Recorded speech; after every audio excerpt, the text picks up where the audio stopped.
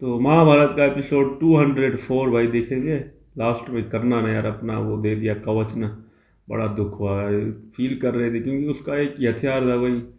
पर देखते हैं क्या होता है। अब अर्जुन को भी अफसोस है कि ये क्यों किया, ये मेरा बदला ही सही नहीं होगा। फिर भाई उसी ने इंद्रदेव ने एक और अस्त्र दे दिया, नाम वाला भाई। अब देखते हैं ये किस तरह इस्तेमाल करता है। प्ले करें। यार कल का युद्ध उसी प्रण का परिणाम है।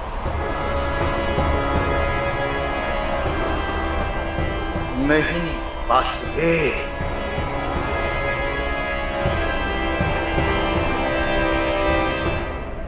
कल का युद्ध हस्तिनापुर के अहंकार का परिणाम है। हस्तिनापुर ने अपनी शक्ति दिखाकर मेरी प्रिय बहन की बांके पर पट्टी बांध ली। उस दिन मैंने स्वयं को वचन दिया, या तो हस्तिनापुर मेरी बहन को उसके बलिदान का उपहार देगा या उसका मूल्य चुकाएगा। बलिदान के लिए उपहार अथवा मूल्य?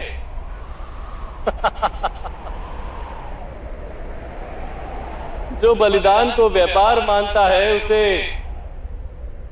पीड़ा तो अवश्य प्राप्त होती ही।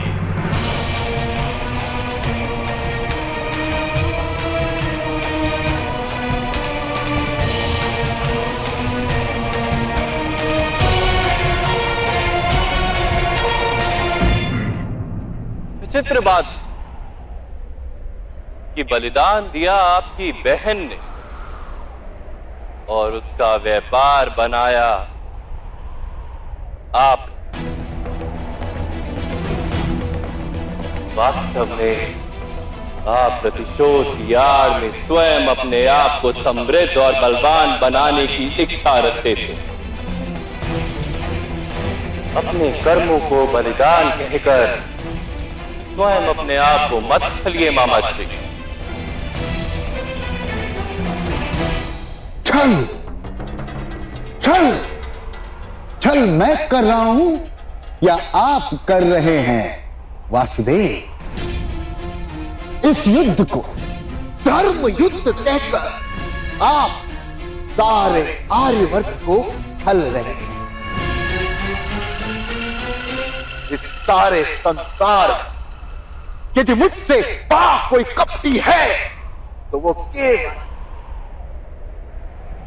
आप है वासुदेव। मुझे पूर्ण विश्वास है कि आपके इस धर्म युद्ध में आप छल का प्रयोग करके अधर्म अवश्य करेंगे।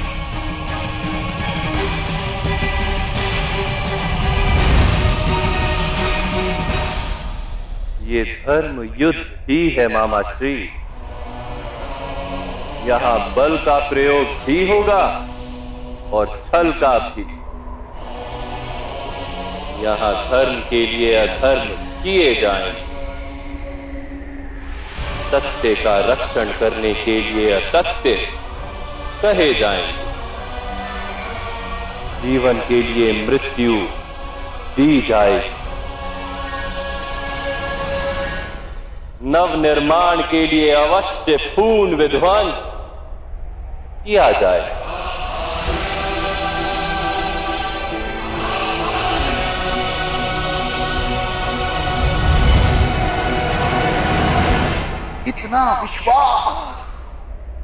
इतना विश्वास से आपको पांडवों के सामर्थ्य पर? नहीं, इतना विश्वास है मुझे आप पर और आपके छल पर। मैंने कहा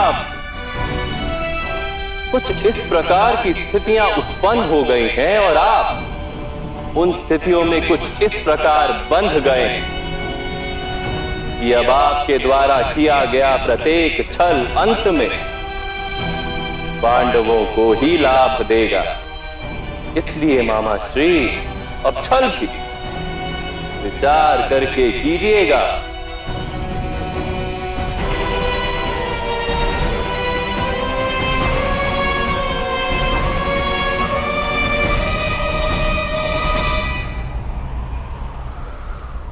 कल से आपके हर छल का, हर कपट का, हर अधर्म का उत्तर मिलेगा। ये स्मरण रखिएगा।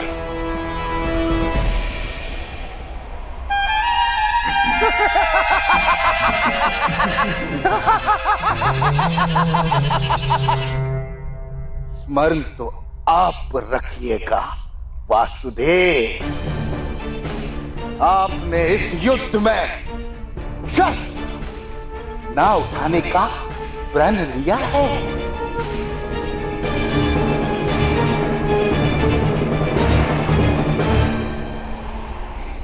मैंने युद्ध में शस्त्र ना उठाने का प्रण लिया है मामा श्री,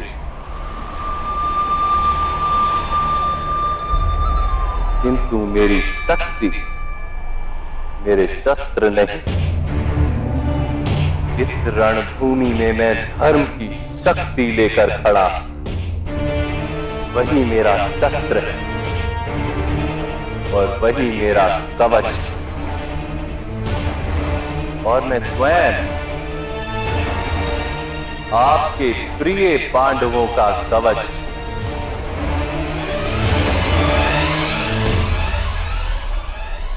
देखिए इस रणभूमि को।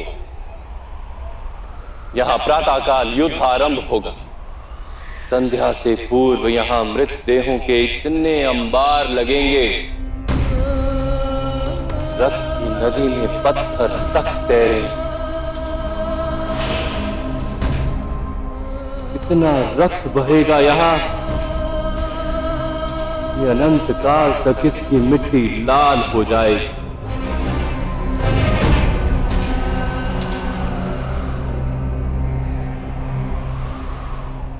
और मेरा वचन, इस भीषण युद्ध में जिसकी भी मृत्यु होगी, उसको अंत समय में वास्तविक धर्म अवश्य दिखाई दे।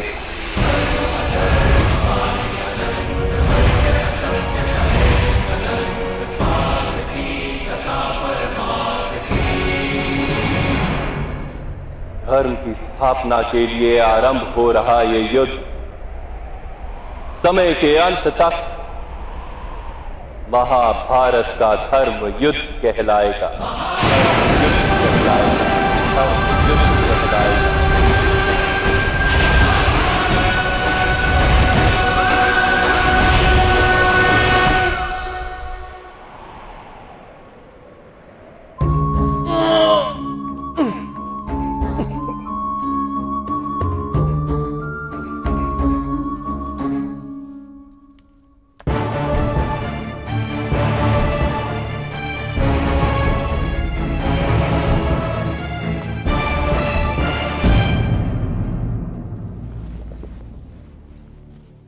मित्रकर्ण, ये क्या किया तुमने? अपने कवच और कुंडल का दान कर दिया? वो तुम्हारे शरीर का भाग था मित्रकर्ण। अपना अंग काट कर तुमने किस प्रकार दे दिया उसे। कोई प्रपंची तुमसे तुम्हारा दाया हाथ मांगता तो वो भी तुम दे देते।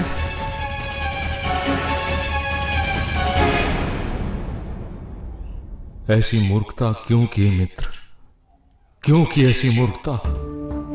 ऐसे धर्म का क्या लाभ जिसका निर्वाह करते हुए बल, भविष्य, आशा और जीवन सब कुछ गंवाना पड़े। सब कुछ गंवाना पड़े मित्र। मुझे क्षमा कर दो, क्षमा कर दो मुझे। यदि मैं अपना एक प्रण तोड़ता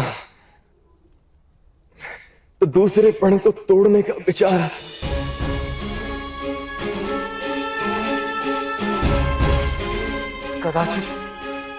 रणभूमि में अपने कर्तव्य का निर्वाह नहीं कर सकता मैं शीघ्र ही स्वस्थ हो जाऊंगा।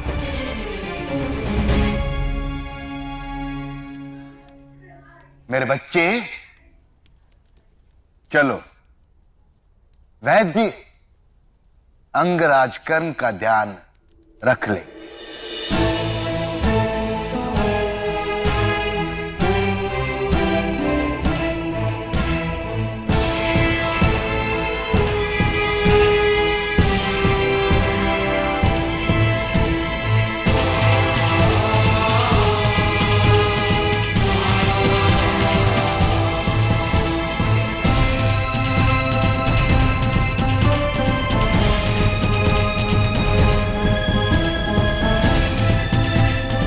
बेचारा अभी तक जख्मी है यार, इसको दर्द हो रहा है, वो महसूस कर रहा है।